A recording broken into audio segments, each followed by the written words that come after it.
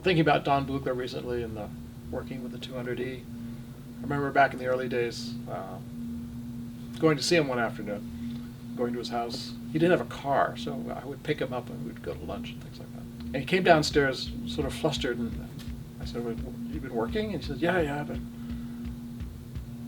what on? "Oh, I'm doing this grant proposal." And he was the master of things like that. He would know how to write up, National Endowments of the Arts or whatever those various organizations are that give grants to artistic projects. I said, "Well, what's the project you're going to want a grant for?" He said, "Well, I've been studying these African," and here's where I'm going to forget the details, but the cicada or something, some African beetle, right, that has like 45 legs or something, and they have a language all their own. And it's by rubbing their legs together and clicking and clacking, and they speak to each other with this.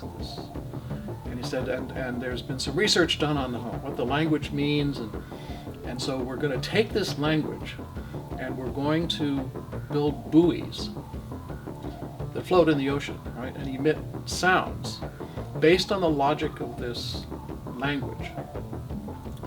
And we're going to program these buoys to move around the globe, arrive in certain harbors at certain times, so that on April 15th, these 17 buoys that will have been let loose in various places will arrive in San Francisco, be in the harbor, and they will emit these tones and sounds based on this language of this African beetle.